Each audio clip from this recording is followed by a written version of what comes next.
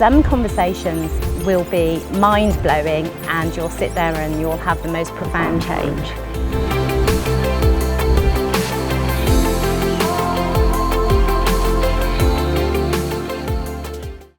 Hey Jamie, how are you? I can't hear you for some reason. Hi there. Oh, there you go. There you are, you're there. How are you doing? I'm all right, thank you. How's it going over there? Oh, it's going okay. It's going okay. It's good to be free. I have to say, 14 days quarantine for the third time on my own was really, really difficult. Yeah, I bet you. We're probably just going to go from here, if that's okay with you, just so you know. Yeah. Let's just go straight into reality, right? Because this is reality. Yeah, I was really surprised because I thought that I would come back and I thought, oh, it's your third time, you know the deal, Janice. And my brain was like, yeah, I know the deal. And I was tapping my fingers and I think because we had a tighter curfew here, that made me feel more restrictive, if that makes sense. Mm-hmm. So there were times that I honestly thought I was losing my mind. I've been there, I relate. So your quote, what is it about the fact that we're all in charge of a mental patient? I was like, I'm completely mental, help. So yeah. I relate. So I'm going to be a bit formal here. So for anyone who's watching this that doesn't necessarily know who you are and about you, I mean, I could talk film, I could say author, creativity, music. What would you say you are to anyone who hasn't had the pleasure of you yet? Yeah, I guess I'm just somebody who uses any medium I can, whether it be making albums, movies, workshops, the book, groups, individuals, just any way that I can have a positive impact on easing the constraining cage of all our fears and all our limiting beliefs and all our edits on ourselves and what will people think, and oh, I couldn't possibly, and just, you know, that cage we put ourselves in as children, or that we were put in, we've lived religiously by those beliefs since we were children, and very rarely do people actually go, wait a minute, I was 6 years old when I decided I wasn't creative, or that I wasn't sexy, or that I wasn't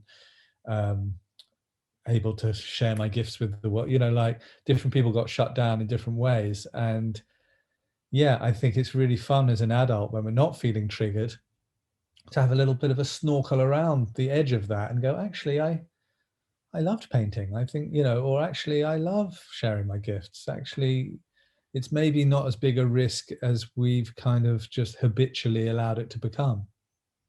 I think that's a wonderful introduction and way of saying things. So how do you think people have changed in the last year based on some of those things that you've said? Have people become more stuck in the restriction that they feel they had put on them as children, perhaps, in terms of we've been segregated from our normal communities to a large degree, and that connection that feeds you perhaps in your grown life in a different way? Because I know that certainly, I mean, my story maybe is different in terms of my dad died at the beginning of this. So there was a lot of childhood stuff that's been coming up and circulating that I was trying to push down just to get through the current situation.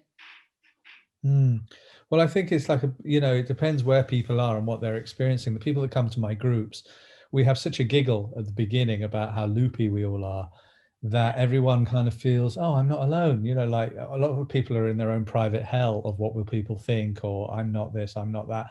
But when we're all in a room together going, look how loopy we are, and look how obsessed we are with what people think, or look how limited we are. And I'm talking about how limited I am. You know, I'm just as fallible and messy as anybody else. Suddenly there's a kind of permission to have that mess that doesn't feel like a prison anymore. In fact, it becomes a road to intimacy when we all chat about it.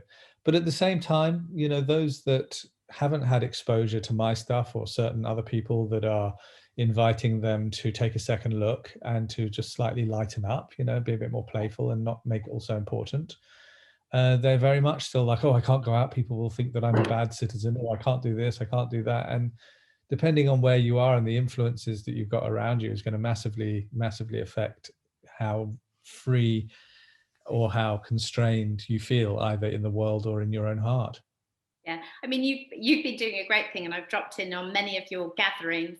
And I think not so long after my dad had passed, actually, I came and sat in one with my mum, and it was her first experience of you in that way, although she's dabbled in other things that I've been into. And I think at that point, maybe May or something like that, and we were still very much in this space of, is this really real? Is this really happening in terms of our own grief? And I just remember that there were people there who were talking about huge things that they were feeling, and then some things that I would say, well, that's not a worry at all. Yet when you're in that prison, when you're in that isolation, everything is magnified, isn't it? It can be. Yeah. I mean, there's the thing itself that we're going through or that we're experiencing or being challenged by. And then there's our resistance or our framing of it to the degree to which it hurts us or scares us. And that can blow it into a much bigger thing than it really is. So, you know, an innocent comment by your mum saying, "Oh, darling, have you thought of putting your hair like this?" To one person could be, "Oh, how sweet, mum's noticed my hair." And so, you know, to someone else it could be, "Mum, stop trying to control," you know, depending on their history with their mum, depending on their mood that day, depending on their past issues about feeling criticized or whatever. Someone can experience that as a lovely thing or as a traumatic, re-traumatizing thing, you know. And it totally depends where you are, but there is a choice in that. You know, once you know, he came home late from work, I can frame that as he doesn't care about me and I've been cooking all afternoon. Or I can frame that as, he stayed an extra 20 minutes to make sure he got all his work done so he could be fully present with me this evening. What a lovely thing. The framing of what's happening is what's going to give you the experience, not always just the thing itself. I think that's something that's really important. I was listening, I was thinking, oh my God, yes. Make sure my daughter listens to this later when she's thinking about her husband who's working crazy hours.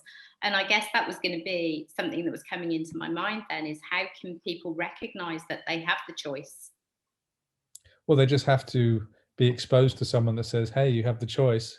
How about looking at it a different way? And if they're curious enough and not as addicted to their suffering as many people are, like a lot of people are so addicted to our suffering because our culture tells us over and over again as children, in religion, everything, the more you suffer, the more you deserve. And it's really deeply entrenched. Even people don't even realize, you know, and so that people are leading with their suffering and want, you know, they exaggerate the bad things that happen to them and wear them like a badge of honor.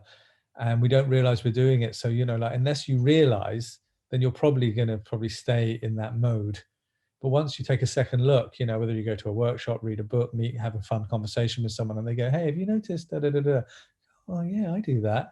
Then you've got more chance to notice it next time. You know, you just got to be lucky that you're put in the path of someone or something that brings your awareness to it. Yeah, Then it can turn into a choice, not a habit. I think that's a really important thing as well. It's become massively important, I think, in the current climate, who we're reaching out to, right, and who we are connecting with, and how we're connecting. What's your thoughts and the way that social media has literally become entrenched in every nuance of our life? I mean, it's huge. I mean, as I said, before. as with all things, and I'm sorry, you're never going to get a straight answer out of me. As with all things, I don't mind. it can be either or. Like for me, social media is wonderful. I'm in touch with friends that I would have definitely lost touch with. The guy that used to be my neighbor when I lived in Mallorca, you know, beautiful people that I just, without social media, we just wouldn't have stayed in touch. It also allows me to reach lots of people with my messages and with my events. You know, there's a million things about it for me that are great. On the other hand, of course, we weren't, you know, we're all approval addicts anyway. You know, we're all like, because of our childhoods, we're also sort of geared into what do people think? Am I seen as this or am I seen as that? And our self-image is already pretty fragile. We didn't used to care or concern ourselves with the feedback or the opinion of people so much outside of our immediate community. You know, like we might play our music on a Saturday night to the local people at the pub or to the people in our town, or we might show people a picture or a painting or whatever, and local people or people we knew would share how they felt about it or whatever. we weren't meant to gauge our self-image by what people think about us in Croatia, what people think about us in Australia. Like, we're now open to getting feedback from a community which is global, of thousands of people we don't know. So suddenly having to live up to that can be a huge pressure. And it's like, now people think, well, if I don't have 1,000 followers or 10,000 followers, somehow I'm failing. But that never used to be an issue before. You never expected to have that kind of exposure or reach. So, you know, like, I look at the kids today, they've all unwittingly fallen into the pathway of developing themselves as a brand. Yeah. So my kids and all the kids I know, they have 2 Instagram accounts. Right. They have their Instagram account, which is for public consumption, and then they have what they call their spam Instagram account, which is all the things where they can look ugly, look stupid, look fallible for their close friends. Look real. So I understand that. But then I always ask them, what's the first one for? It's like, why are you doing a groomed, edited version? For who? Like, for what is actually the purpose of that? Why not just have the second one, which is for your friends? You know, who cares what the people who aren't your friends, who you don't even know, think? And why are you putting a special filter on to make sure your skin looks like this or that? You know, it's very natural for them. That's what everyone's doing. But it's like, I have a big question mark around it. Yeah. And, you know, I really recommend everybody watch the movie on Netflix, Social Dilemma. Because it says, you know, one, there's an algorithm trying to make you feel inadequate, trying to make you feel like you need that dopamine hit. And that's very dangerous. It's like, just whatever gets the most hits gets the most things in its feed. So now that they've discovered that fake news and disinformation spreads faster than real truth, the algorithm just puts much more fake stuff in your field. And so there's many more people, you know, not just that, but there's many more people that will give you feedback saying, oh, you look ugly, or you're not living up to this, or you're not living up to that. And there's much more depression and self-doubt and insecurity among the young people than there ever has before, but because they're exposed to so much more eyes on them and opinions fired at them. Absolutely. And there's a lot of aspects of it that need to be watched. And while it's not regulated, it's like capitalism. While it's not regulated, the lowest common denominator and our basest instincts will generally win the day. Wow. I remember I watched Social Dilemma and I thought, gosh, I kind of knew this was going on, but now you've really pointed it out to me. And then I had the dilemma: do I stay as socially connected as I am, or do I disappear back into myself? And I kind of pride myself in a way that I'm always pretty much showing up as who I am. But obviously there's a filter on that, right? And then it's kind of, oh God, this morning before this, I was like, oh my God, my hair is crazy. I should have washed my hair. And then I sort of thought about it and I was like, nobody's going to care what your hair looks like, Janice, because they're going to be listening to Jamie. They're going to listen to the conversation. Yet there's still this part of me that says, yeah, but you should put lipstick on because otherwise you look X, Y, Z. And then I'm sort of caught in that trap where I'm thinking, do I want to look like everybody else who's doing the hair, the makeup, and all of those things? And thankfully, I can sit in myself and say, no, that's not for me. Yeah, of course, there will be someone who'll say, oh my God, and it might well be my mum, you should have done your hair, Janice, or you should have done this. And how will that make me feel, right? Yeah. And so, you know, it's a choice to just keep monitoring it. You know, I don't either think that everybody should never wear lipstick or never look presentable, or, you know, I think it's totally kosher. You know, we live in a very visual culture and it's okay to tidy yourself up. You know, like, I had a shower today and like when I came on just now, my hair was like in 7 different directions. So I ran my fingers through my hair before we started. I don't feel bad about that. No. To the degree to which it creates anxiety, stress, obsession, you need to have some awareness around it. You know, it's a balancing act. You know, it's a sweet spot between totally rebelling and then not giving a shit, and, you know, like where you're still actually caught by it if you're rebelling against it, and not being so addicted to it that it becomes a stress in your day. You know, just find that middle ground. Yeah. So where are the youth going then to get their guidance? Because obviously your children, your daughters are younger. So mine's 26 and she's kind of doing her own thing and whatever. Where are the youth going to get this help and this support that they clearly really need right now? Well, each other. I mean, I'm pretty amazed. I mean, I'd like to think I brought up my kids in a very conscious way, so maybe it had something to do with our parenting of them. Their mum is also amazing.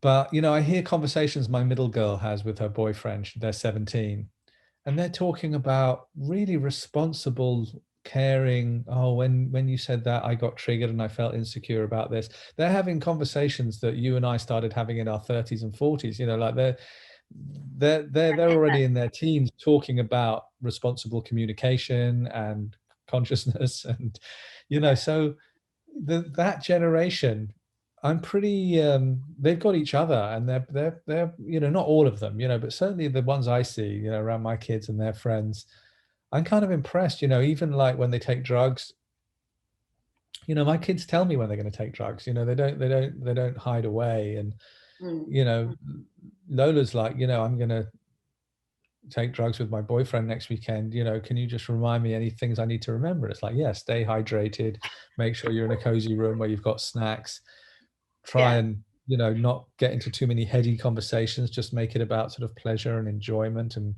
sweetness. I'd rather have that conversation with her than her feel she's got to hide. Also about sexual things, the kids, they Daddy, what's more, this or that, or should I this? And it's like, like there was a big thing with my daughter, one of them, when she first started being sexually active, where somebody not exactly shamed her, but an issue came up about shaving her nether regions. Right. And the boys today, because they watch so much porn, they've got a slight problem with pubic hair. And it was a great opportunity for me and her mum to say, hey, listen, you girls, you need to educate the boys that you're not porn.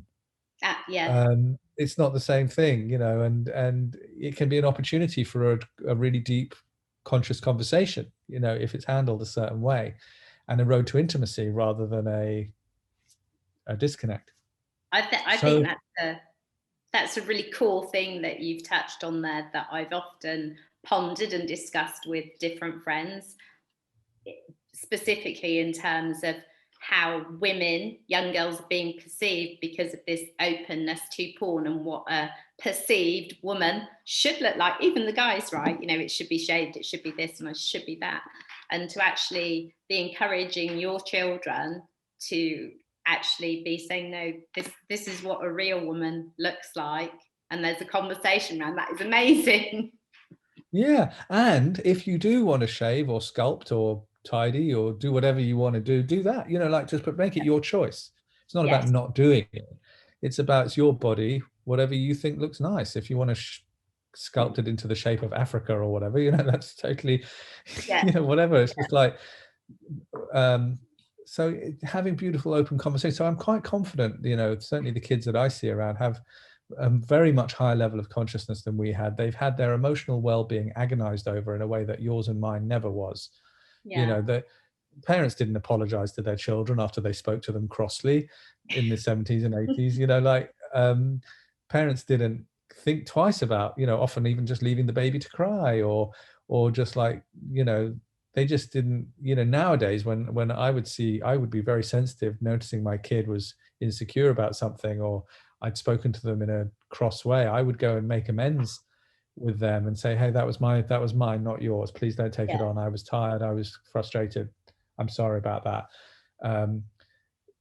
I never was treated like that as a child. And so, our generation have had to jump through a lot more hoops to heal ourselves and come back to consciousness and deal with our traumas, deal with our loneliness, deal with our confusion and low self-esteem and self-loathing and all these things that I think that the kids, not all kids, but certainly, maybe it's more of a middle class thing because we've had the luxury of self-help books and yoga, but never has a generation of kids had their emotions so cared for, and it really shows. They really care for each other's, and they're much more securely attached and less anxious than us lot.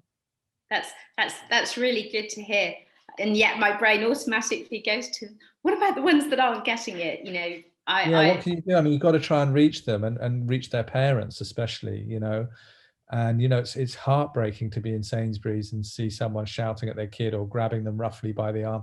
And especially in this COVID lockdown situation, the domestic and child abuse statistics have skyrocketed because there's no one at school to see the bruises, and everybody's a bit more drunk and everyone's a bit more frustrated and a bit more worried about money and got a little less energy. So, it is a problem time for people that haven't had the luxury like you and I to be all bourgeois and reading The Power of Now and Insanely Gifted and feel like we're, doing our Pilates. The masses, I don't know, but, most people don't have exposure to that, and it's a real issue. And like, I don't know, it's a question that I often talk about with my teachery Healy friends. How are we going to serve those people? And one of the ways that I do it is I try and make my content, the things that I post, the workshops, the book, I try and make it as free of new age and spiritual language, and I try and make it as untantra, uncrystally, undolphiny as I possibly can, so that people don't feel put off. I talk about it, very much as I can. I try and frame it and word it in terms of everyday people. Have you noticed that, you feel blue in the morning and there's that feeling of pressure on your chest? You don't need to be spiritual to have that conversation. No. Have you noticed that when somebody when somebody triggers you, or when you get upset with someone, you never really feel the anger or the trigger proportionately to what they did? We always feel like we always kind of overreact and feel like, and we almost become someone else, like a werewolf in that moment. Have you noticed? Oh God, yeah, I do that. So like, I think the best way to reach more people, which is priority for me, is to try and remove the trappings that are off-putting, the religious and the spiritual trappings, and just talk about it as everyday people experiences. That's the way that I try and address it. Yeah, I think that's really interesting. I'm avid listener of podcasts and various different things. One of my nieces actually is a teaching assistant. So throughout most of this, she's carried on being in school so that they can look after the kids that really need to be in school, because being at home would be a bad thing, or essential workers, etc. And it was really interesting. She was telling me about this one little boy, and she's like, oh, I'd love you to meet him, Janice. He just never stops talking, and he's really in your space, and he's really after. And I just said, well, it sounds to me like he's probably just not being fed at home. And by that, I mean all that being heard, being connected to. And she was like, oh, I haven't thought about it that way. But I suppose from her point of view, if she's got 10 other people in the classroom and there's this one little boy, and she said, okay, I'm going to think about this in a different way. And I suppose if we can let people, the teachers, teaching assistants, nursery, that we don't necessarily need to shut those people down. We need to find the way in so that we can change the way that they're doing it. Does that make sense? Am I making sense? Yeah, and also not colonize them too much, in the sense that I tend to, serve the people that cross my path and reach out to a degree, but also to know that, to just sort of, like the serenity prayer, realize your limitations, we just help who you can help. But, there are some people that spiritually believe, and you can take this or leave this. There are some people believe that people come to Earth to have different experiences, and maybe not everybody's coming here to awaken. Maybe not everybody's coming here. There's 7 billion life experiments individually going on right now, and not everybody is here to be like you and me.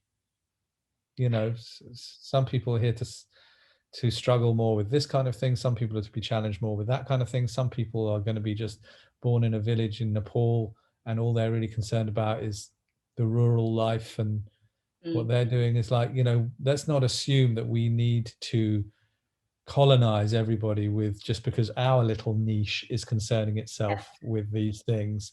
Of course, I would much rather that people didn't feel so limited, so argumentative, so isolated, so lonely, so self-loathing, so superficial. I would love it if the world was less those things. Where's that pill? Yeah, but maybe maybe you just got to sort of like make the food and the offering for those that are interested to awaken out of that state. And that sounds very pompous, but make that path out of that lonely, sad existence as available as one can. but not necessarily think it's wrong. Like I often have lamented, like, how come there are so many muggles? How come on this planet the balance or the ratio between what I would call awake people who are just who could understand this conversation and people Yeah. who would think we were totally loopy having this conversation is so skewed. Like we are so niche. Yeah. And I find that like, wow, why? But then I haven't, there is no answer to why. You know, No. there is just the isness of acceptance of we are at this stage as a species. You still get stoned to death in Saudi Arabia. You still have your hands cut off. You still, you know, there's in Texas, which is if it left the Union of the United States, Texas would be like the fourth richest country in the world, has the highest child poverty rate almost apart from Mississippi in America. You know, like there are all these facts that you just can't fathom. Your brain's going like that. Yeah, that right-wing Christianity could have so many people that are into it. You know, like I could understand that there would be a bunch of nutters who were into it, but the fact that 75 million voted for Trump, even after seeing him talking about grabbing the pussy, even after just seeing every time he gives a talk that he's just not engaged, you know, he's just in his own ego trip, really yucky and like constricting to watch him being so kind of like Emperor's New Clothes and vain and like everything you don't want. And yet 75 million people, half of the whole country, not 7 million, even that would be alarming. 75 million, we're talking educated women, you know, massive Stockholm syndrome of people that obviously don't think that that locker room talk of grabbing the pussy is that alarming. Like, I'm just baffled by it, and I try not to collapse around it. Yeah. But it is very mysterious, the ratio. And so on the one hand, I want to reach as many people as I can. On the other hand, I'm not going to agonize over the people I can't. Absolutely. Or think that I'm right necessarily. No. I mean, we've got to acknowledge that everybody has their own thoughts, but it is exactly as you just said, it's still baffling, your word, that so many people could vote for someone openly standing and staying for all of those things. And as you absolutely say, smart, intelligent people, supposedly. And then my brain says, well, what is smartness and intelligence based on then? You know, is that a different part of emotional intelligence, emotional integrity? Yeah. You know, everyone's got to, you know, and on any given different day, you might react differently to that question, you know. I think the most important thing is well, for me, is to stay loving and heart open as much as possible and not get too collapsed by it, you know, just to sort of to witness the potential for all that drama, to witness the potential and graciously decline the invitation.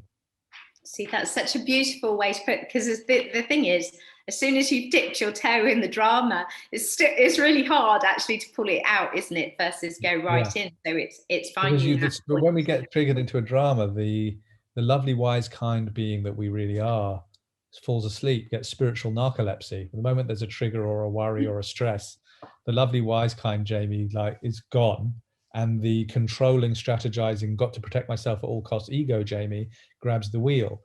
And the game for me is to notice the one that wants to grab the wheel, but stay awake to that and go, all right, no, it's okay. I still feel the urge. I still acknowledge there's a legitimate need for protection and survival here. But I, as the wise, kind adult Jamie, is going to be the one making the decisions and writing the emails here. I was channeling you the other day when I was wanting to say sorry for something I knew I didn't need to say sorry for, and it was like, no, fuck you instead. And I was just stood here sort of doing my little mantra, and I'm like, it's okay, you don't have to. And then I was like, why do I feel that I should say sorry for something that I know there is no sorry from me needed whatsoever. I'm feeling sorry for the way that person is feeling and internalizing something, which actually has nothing to do with me needing to say sorry. So I just kind of sent a message to someone and I said, you're going to take this the right way and you're going to understand it. Fuck you, this is about you, not me. And they just came back with a smile. And I was like, okay, it was okay. Yeah, it's exactly as you say, where you find yourself in that dilemma and how, I suppose, how you can. You got to pick who. You got to pick your read the room. You know, it's not always appropriate in McDonald's to say, I acknowledge that, you know, it's not always the appropriate thing. You know, like I had somebody today write to me with a complaint, felt like a complaint, and I'm appalling at receiving complaints from people. Appalling. So, you know, on one of the lovely gatherings, you know, we do this twice a week group. Yeah. The last one, you know, they're very deep and raw a lot of the time. There's 100 people there. So to moderate it, you know, is, you know, got to be careful. And the last one we had was so raw. It was all about the suicide rates and death. And a lot of people were talking about people close to them having killed themselves. And I volunteered also that my dad had killed himself and shot himself. And someone wrote to me today saying, I just want to say that I was really shocked that you shared that about your dad. And I've been carrying the shock in my body all week. And it was almost like you shouldn't have said it. And, you know, as a moderator, you know, you've got to protect the people. And I was like, I didn't say fuck you, but I definitely thought fuck you. I was like, look, this is a gathering for people to share their real raw stuff. And that week it happened to be a lot about suicide and death. So I didn't feel like I just suddenly chucked it in out of nowhere, you know, it wasn't gratuitous. And she goes, yeah, but you've got to be responsible for the impact you're having on others. And I was like, actually, no, you know, I don't, you know, to a degree, you don't be gratuitous and careless, but I can't be responsible for every different person's reaction and how they, you know, and the shock you're going to carry in your body all week. I'm sorry, that's your body, you know, like it's a raw group. Please take responsibility for yourself. Yeah, and you're saying what that conversation was mainly about. To me, objectively listening to that would make you even more connected and more valid as the person hosting that gathering because you had your experience. Yeah. And equally, so, you know, on that journey of your experience might really be helpful for, you know. But you've got to read the room, you know, like when he first did kill himself, my eldest, who is now 26, was 13. And I wasn't ready to tell her how he died. It just seemed like at 12, 13, she just wasn't quite ready to hold that.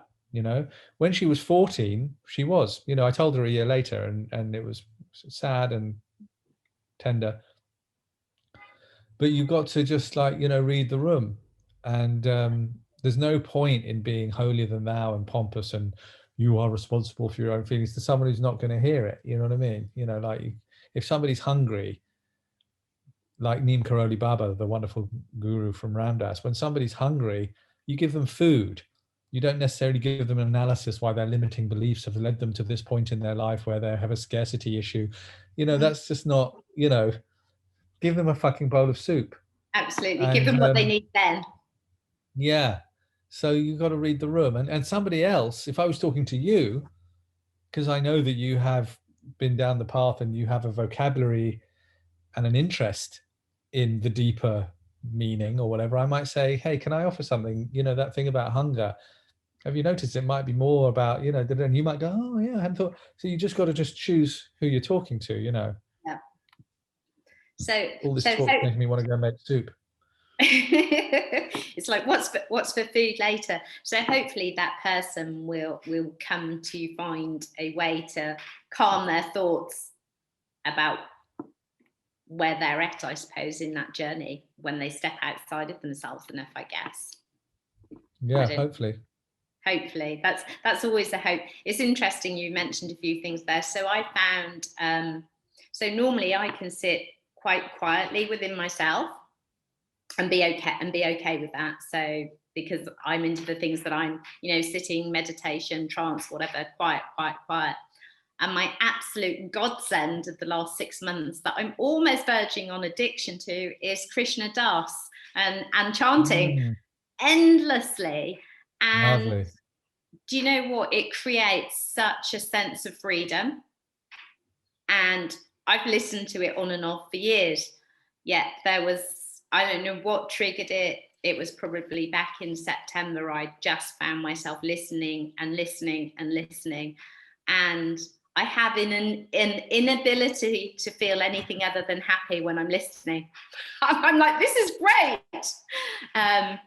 To the point now when my mum, who's obviously dealing with the death of my father and lockdowns and various things and is still very raw, she is now trampolining at home listening to Krishna Das. She says, I don't know the words and I just make them up. And I said, but isn't it beautiful that you don't need to know the words? You just need to know how it makes you feel. So that kind of brings me to the musical side of you and your creativity. How much has your music vibes and creativity come into play in this last year? Has it risen in any way? Is it more impactful, or is it much the same as it was? Pretty much the same. I'm very lazy. Takes me a lot to get going. One thing that was interesting in the music is, like, you know, I've been a big advocate in my teaching life about the archetype of Chiron, the wounded healer, that we're all wounded healers. We're all sent into difficult experiences. And from one way of looking at it, it's almost like empathy training, that because we've been to such heavy places, we can really be with other people who have suffered. And so I look at a lot of the people I coach one-on-one who have had really heavy experiences. I kind of try and turn them towards, you know, we're healing this, but also you're going to, in a year from now, you're going to be sitting opposite someone else and holding the space for them, because you really know what hell smells like, you know. So I've always kind of been a big advocate of that point of view. But I also realized I was kind of milking it a bit, in the sense that I was almost too busy being the wounded healer, like, and the yearning and the melancholy and the longing. And a lot of the music I've made has had a big aspect of that. So this year I had a little turnaround when I suddenly thought, you know what, fuck this. I'm done with this constant yearning and longing. I want to be in having, you know? And so I started a new project called All Heart with this wonderful producer. And we met up in Corfu and set up the studio in an apartment we rented, and decided to make some really groovy, pumping, joyful music that wasn't about yearning and longing and contacting the deep root trauma and wound. It was just about just feeling joyful and expansive. And so that was a really nice, that's something that the COVID kind of almost made me do. It was like a reaction to, I need to balance this. You know, I'm depressed, I'm anxious, I'm waking up spiked. I'm got next to my bed here, you know, I've got, what have I got? I've got my rescue remedy, my mustard Bach flower remedies, my microdosing mushroom, I've got my fish oil, I've got, you know, like, I'm taking things to really just in survival mode a lot of the time. So the music became like a bit like how Jewish humor emerged from all the persecution, a bit like how gospel and beautiful uplifting music came from the slavery. People who are groups which are subject to a lot of suffering and persecution and trauma, often it spawns very joyful art to cope. Jewish humor and gospel and chain gang music, blues, and, you know, like being among them. So that's something that's happened to me this year. Also a passion to start a new movie now that Becoming Nobody's kind of run its course. It's, you know, it's still being seen a lot, but it's not like I need to do anything except reply to thank you letters. But people who haven't heard of that, tell them a little bit about that, because that's a beautiful movie. Becoming Nobody is just my tribute to my favorite teacher, Ram Dass. I absolutely adore the man.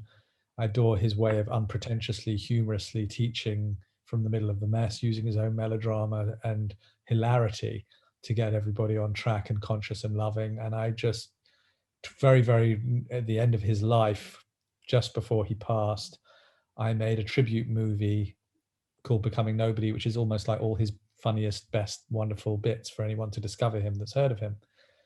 And the next one I want to make is called Adam and Eve, which is healing the male and female wound on the planet. With up-to-date relationship stuff with Esther Perel and Stanley Tapkin and attachment theory and the love languages, and how codependence is a real healthy thing as well as an unhealthy thing. You know, it's not just like, I'll deal with my stuff, you deal with your stuff. No, when we're in a partnership, we are co-regulating each other. There's no getting away from that. So it's a bit outdated for everyone to just sort of say, oh, you're being needy. How unenlightened of you. No, we're all into our primal wounding and our parental caregivers' past experience, like to really look at how we co-regulate each other and look at the healing that needs to happen from all the past abuses of men towards women, partly women towards men, but there's more of a healing that's needed from men towards women. So that we can all step into our potential together as men and women and heal the wound and once and for all, transcend the battle. So that sounds cool. So is Adam and Eve in the writing, in the workings already, or is it the idea, or it's embryonic? It's the treatment is written. It's being shown to some people. Duncan and I are starting to make content. Duncan's who is my One Giant Leap partner. One Giant Leap, yeah. So we're starting to rework some old content. We have 2 short films that were on the DVD, but apart from that, hardly anyone would have seen them. One called Man and Woman and one called Love and Need. So we're sort of reworking the content of that, weaving it in and starting a couple of new tracks.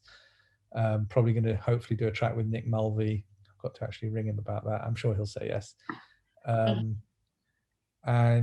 Just gradually just watch the jigsaw pieces fall into place so that we have a new movie maybe next year or something. That sounds awesome. So One Giant Leap, that story of that film, perhaps you can share a little bit of that, because I've watched it. I love the music. It's one of the places that definitely, when my brain's a little bit, what do I need? I'll just go and listen to certain tracks and just go, that's what I needed to do. That's what I needed to watch. And the way that you created that film.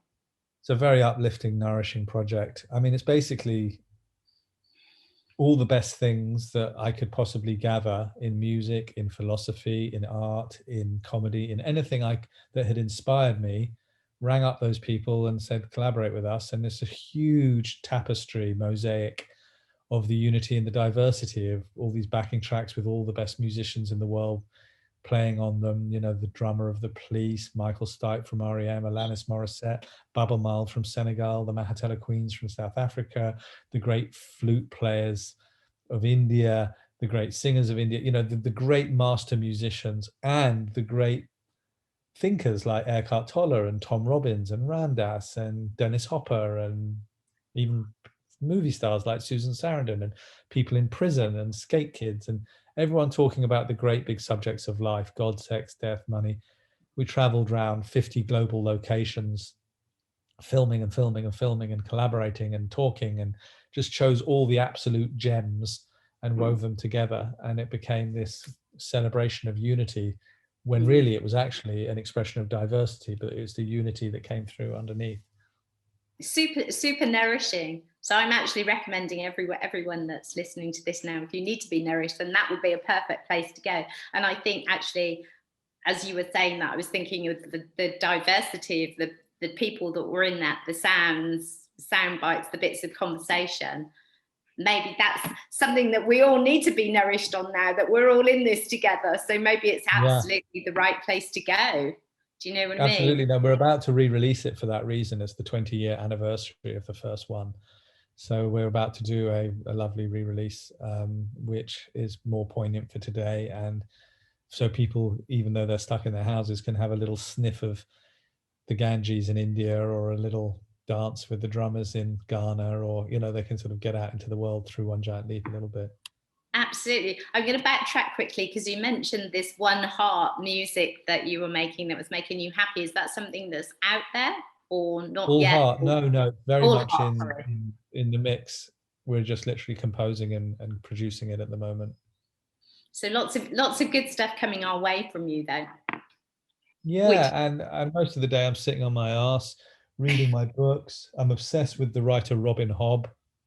Okay. Who I love, who wrote these beautiful fantasy, sort of extraordinary, magical, lovely books. She's just a master storyteller. I'm kind of basically trying to discipline myself to read at least a chapter of all 4 books a day. So I have 4 categories of books on the go at any one time. 4, okay. Yeah, 4 or 5. So there's usually a science fiction book on the go, a fantasy book on the go, a modern literature book on the go, a spiritual book on the go, and a healthy, like health book on the go. So we've got, at the moment, we've got polyvagal exercises for safety and connection, which is a kind of a therapist's book for stress and trauma release. That we've got Becoming Animal, which is a more lyrical, kind of spiritual, amazing book. That sounds about interesting. Phenomenal book. We've got the Robin Hobb for fantasy. We've got Two Lives, which is Vikram Seth, who wrote A Suitable Boy's memoir of his uncle and aunt. And I'm not sure what we've got to represent sci-fi at the moment. I'm dipping into, I reread all the Ian M. Banks books round and round and round and round and round. Ian M. Banks redefined science fiction. There's him and there's everybody else. No one has come close to what he did.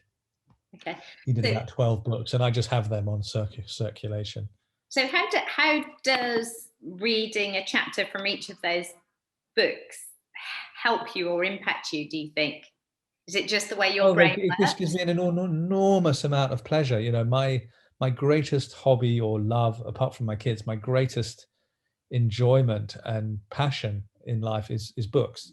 I just love them. You know, I've got next to my bed, I've got the small part of the library, Awesome. you know, just the first editions. Yeah. And I just feel passionate about how they vibrate, how they are full of all the best moments, all the agonizing and editing and channeling that went into them. I just feel super touched by, almost fetishistic. You know, it came from when I was young, and my grandfather was a famous author, and I used to sit and just like hold his books, you know, of all the ones that were on the shelf, and look at them all, and didn't understand any of them, but I would stack them up and read the first paragraph and wonder what it meant, and read the back and look at the covers. You know, I was incredibly just sort of touched by that as a small child. And so when I read the Robin Hobb and I get lost in the world of the magic ships going over the thing, I just feel, oh, what a genius she is, and totally love being in that world. And then when I read my polyvagal book, I go, okay, this is good. I'm doing my studying. I'm not totally wasting my day. I'm learning a bit more about trauma healing. I'm learning a bit more on how I can regulate myself, and that's really good. Then I read Becoming Animal, and I feel connected to the trees and to the roots and to the way the shadow of the moon crosses the earth, and, you know, like how we are all part of this big endless process, and life is living through us, and we're not maybe individuals after all. Maybe we are just symptoms of life living through. That you don't have any of the molecules in your body that you had in there 10 years ago. So who are you? You know, like there's that. Oh wow, that's deep. And then total gratuitous sci-fi that I've read 5 times already, but I just crack up with how hilarious the way the computers take the piss out of the humans in Ian Banks's books. And I just find it so funny and so original. And then maybe something spiritual, maybe not, you know, just really enjoying also the fact that I'm doing something that doesn't involve a screen. Because I spend a lot of time on the screen, not just for work. You know, I watch a lot of Netflix or Disney Channel, you know. Sometimes I just like to have it on and I'm not even looking at it, just to have something going on in the room. Yeah. For loneliness reasons. And sometimes I just look at my bookshelf, and over there I'm looking right now at maybe the 200 or 300 favorite books I've ever read, from Herman Hesse and Isabel Allende and all the people from, you know, when we were in our 20s, to all the American masters and things I love, and Murakami, and, you know, love that. And over here, all the sci-fi things that have moved me, and Stephen King and wonderful master writers, Tolkien, people like that. And sometimes I just, you know, just pick one off, and you just go, you know what, I just feel like 20 minutes of The Cossacks by Tolstoy. I'm going to immerse myself in that. And it just feels nice to be sitting here with a book in a sort of more organic way, turning pages, than being plugged into the electricity. So I feel kind of good about myself, the peaceful quiet of a book that isn't involving electricity. I get that. It was really strange when I left Antigua to go back to the UK for Christmas. I went with 30 kilos of books in my suitcase because I thought, I need to start getting some of my books back to England. So if I get stuck there again, I've got the things that actually I want to go.